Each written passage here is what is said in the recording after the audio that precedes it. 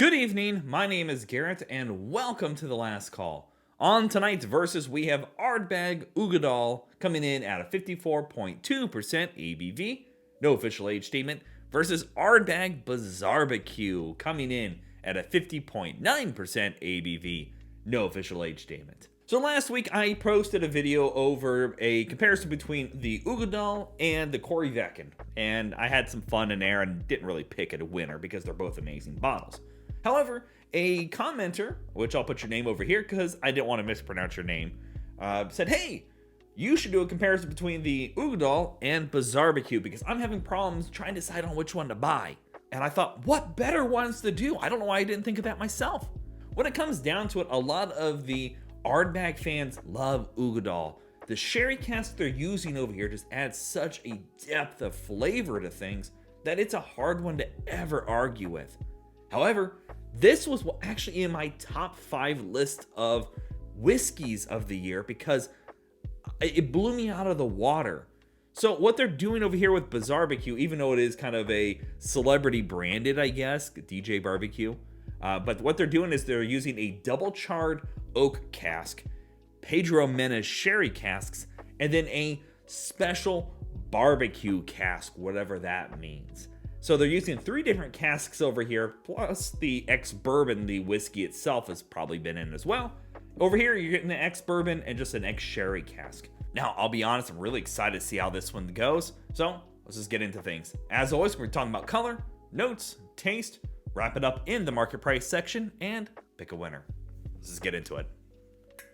But again, big thank you to the viewer decided to comment that. If you happen to have some bottles that you'd like me to see put up against each other, please just let me know down in the comment sections. I do read them. I reply to them as soon as I can. I do my best on that kind of stuff. And because that helps me know what you guys want to watch. And while you're here, make sure you hit that subscribe button, speaking of what to watch. Like the video, subscribe to the channel, all that kind of good stuff.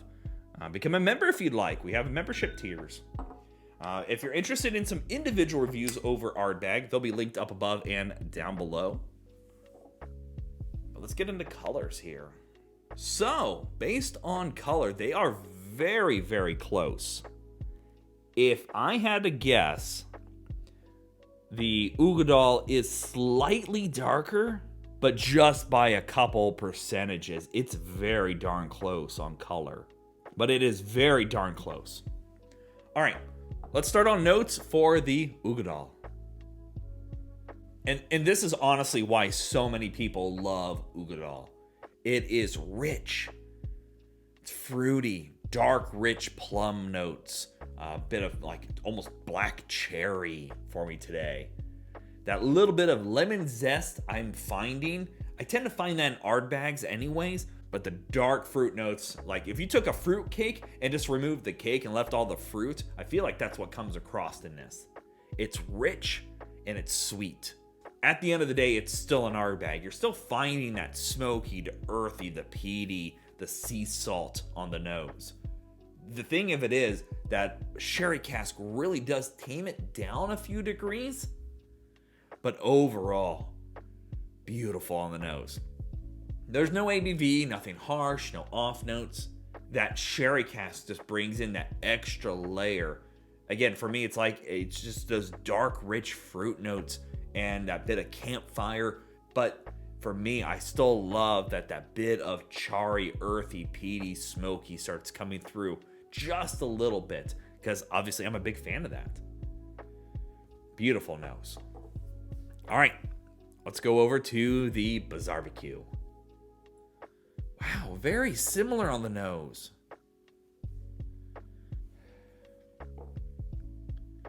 Wow, that really just went crazy similar on the nose. If anything, the biggest difference on the nose for me is the Pedro Menez. I'm a big Pedro Menez fan. Like if I see a bourbon or a Scotch or anything done in PX sherry casks, it's already got a piece of my heart. And you do get a bit of, it's a little darker and a little more rich. Over here, it's still dark and rich, but here it's even darker, more refined sherry note. And you're getting a bit more of that meaty, almost savory note too as I keep going back. Just a little bit. This is more like if you took and put a steak on a grill and you put some dark fruit over, like maybe a bit of fig, and just kind of grilled with that on there.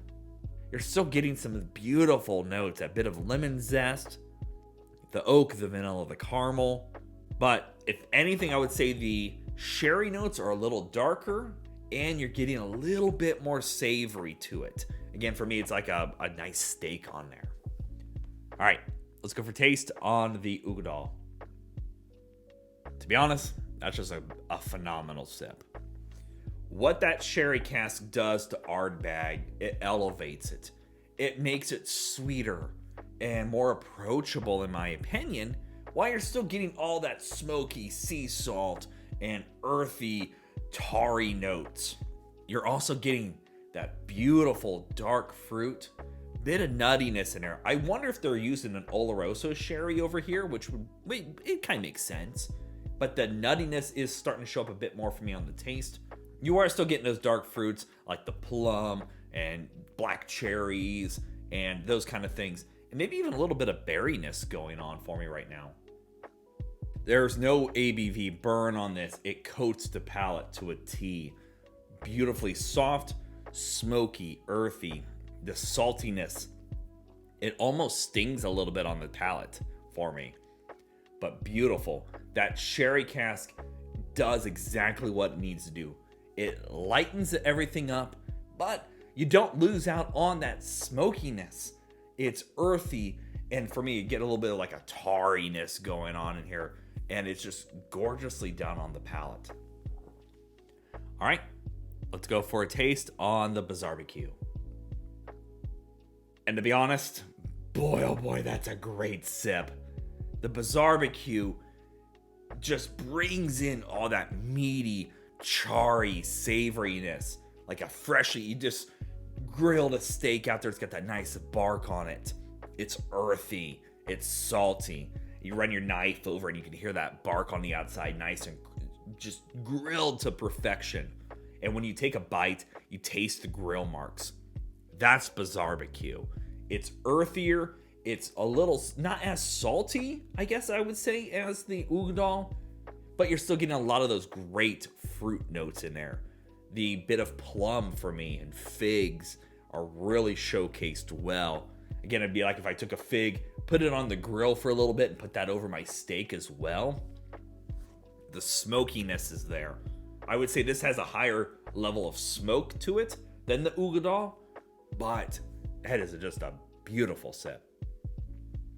For me, if anything, the BizarreBQ comes across earthier, a bit more charriness in there. That double charred barrel plus that smoked barrel probably is what's doing that.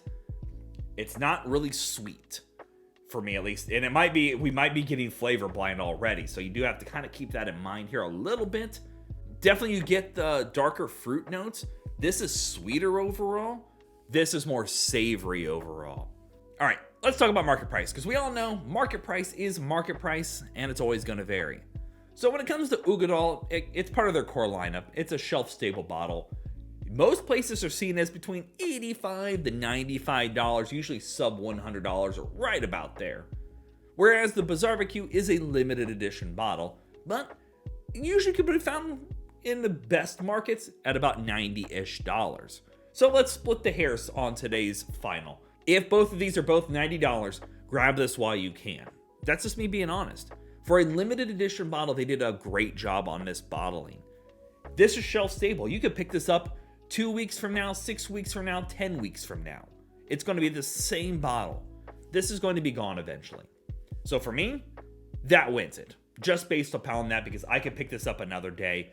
But I also love the earthy, the smoky, the charriness this is bringing with that little bit of sweetness on the taste.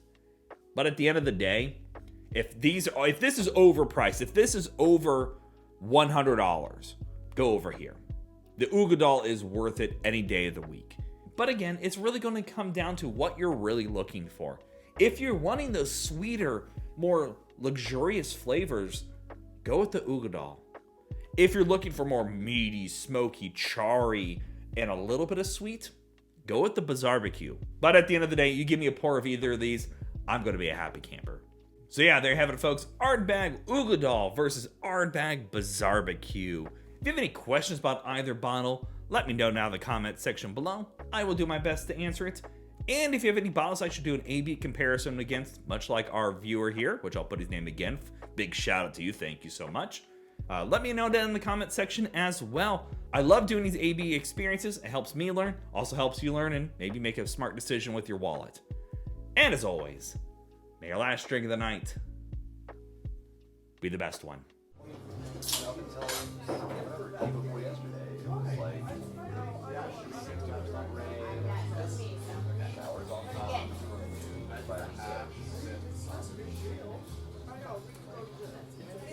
You know, and I really like it might